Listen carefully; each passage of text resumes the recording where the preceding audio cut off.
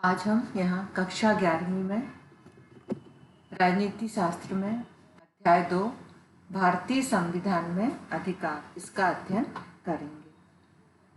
आप संविधान के बारे में पहले भी पढ़ चुके हो कि संविधान एक नियमावली है जिसमें हम अपने देश की शासन व्यवस्था को चलाने के लिए पूरे नियमों का वर्णन किया गया है।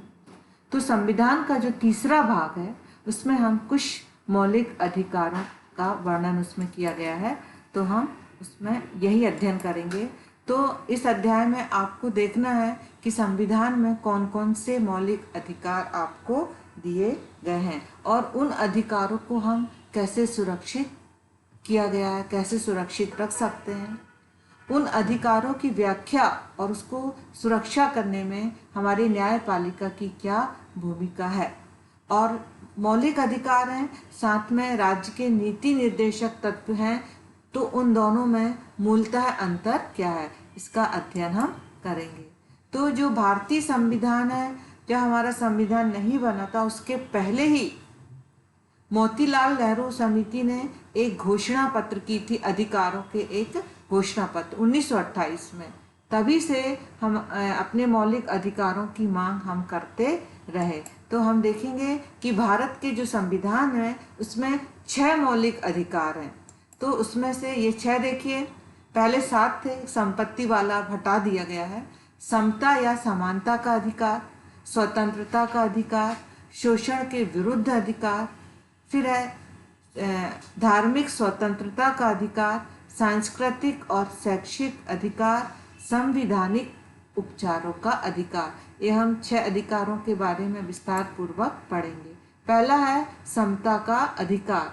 अब ये अधिकार क्यों मतलब लागू किए गए हैं? इसलिए किए गए हैं कि समानता मतलब सभी में हर कार्य में समानता हो, इसलिए ये अधिकार संविधान में बताए हुए हैं।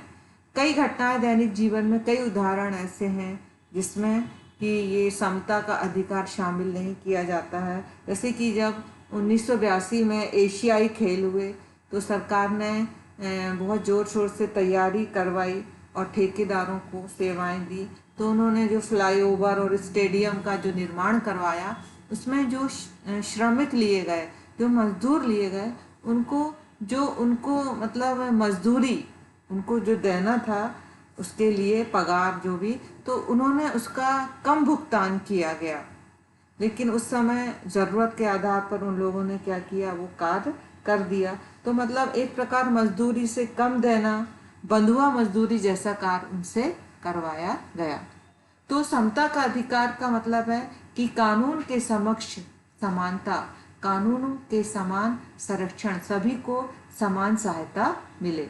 कभी भी धर्म, वंश, जाति, लिंग या जन्म स्थान के आधार पर भेदभाव न किया जाए।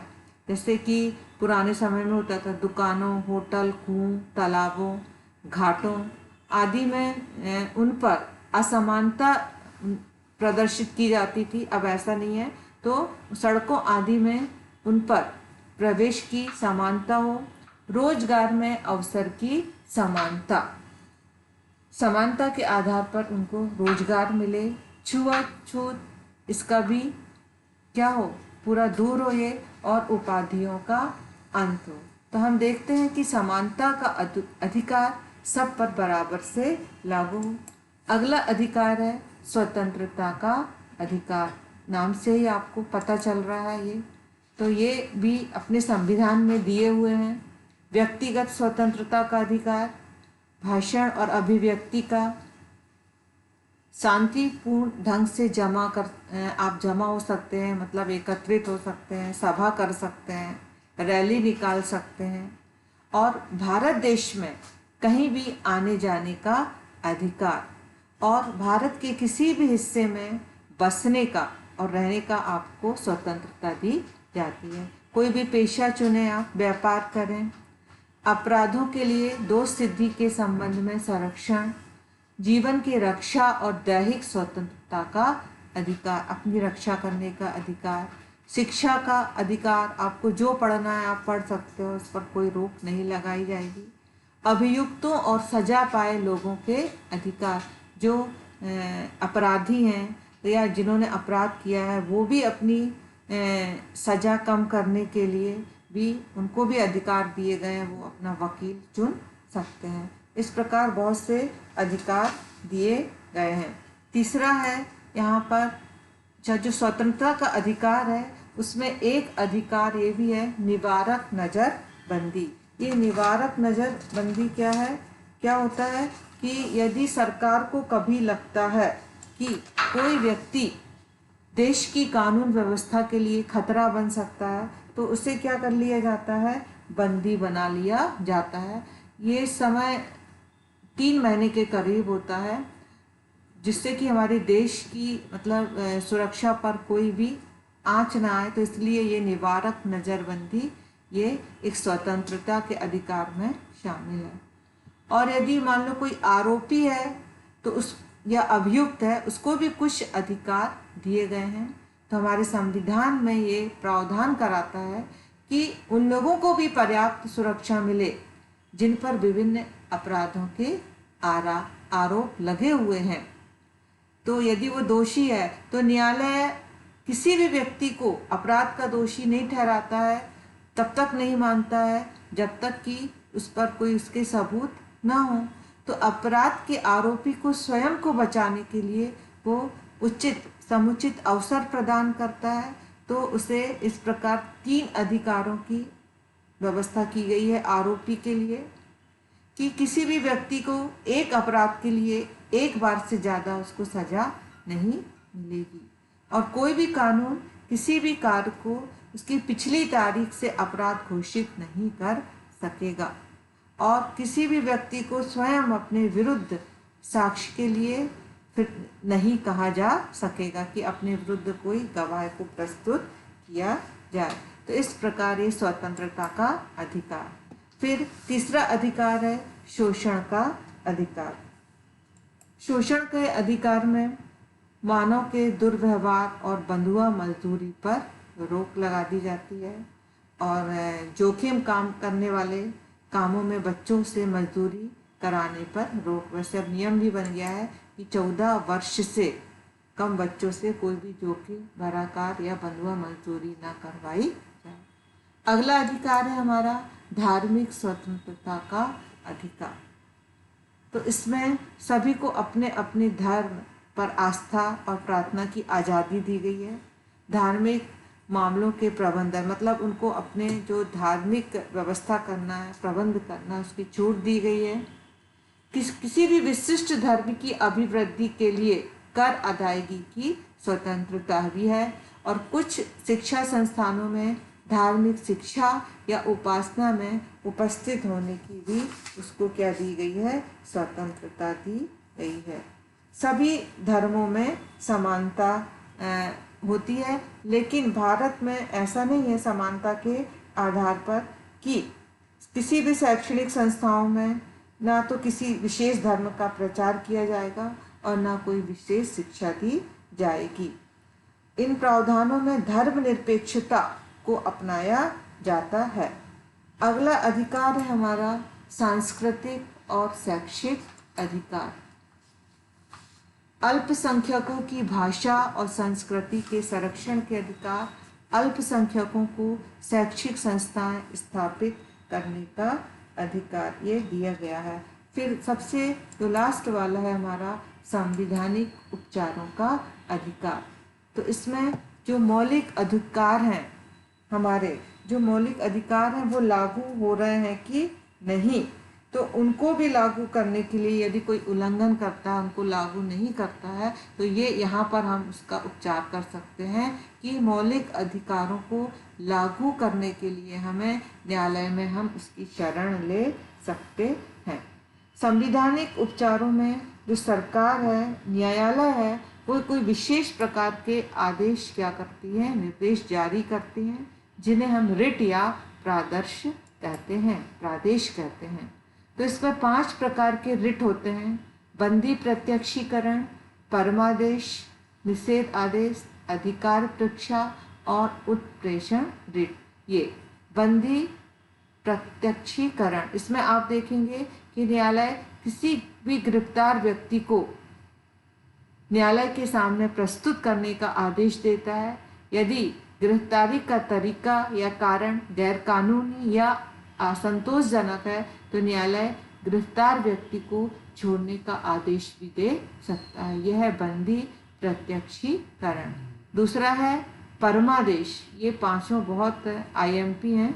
ये परमादेश में क्या होता है कि कोई भी व्यक्ति जो सार्वजनिक पद पर है या कानूनी संवैधानिक दायित्वों का पालन नहीं कर रहा है, जो पालन उसको करना चाहिए, तो इसे व्यक्ति का मौलिक अधिकार क्या हो जाता है, प्रभावित हो रहा है। फिर है निषेध आदेश। जब कोई निचली अदालत अपने अधिकार क्षेत्र का अतिक्रमण करके किसी जो मुकदमा होता है ना, उसकी सुनवाई करती है तो ऊपर की अदालतें उसे ऐसा करने से रोक सकती हैं, तो इसे हम बोलते हैं निषेध आदेश। चौथा है अधिकार परीक्षा।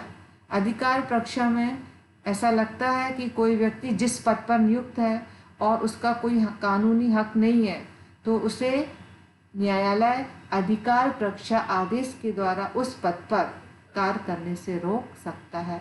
उत्प्रेषण निचली अदालत या सरकारी अधिकारी बिना अधिकार के कोई भी कार्य करता है तो जो न्यायालय होती है उसके समक्ष विचाराधीन मामले हैं उसको लेकर उत्प्रेषण द्वारा ऊपर की अदालत या अधिकारी को उसको स्थानांतरित कर सकता है।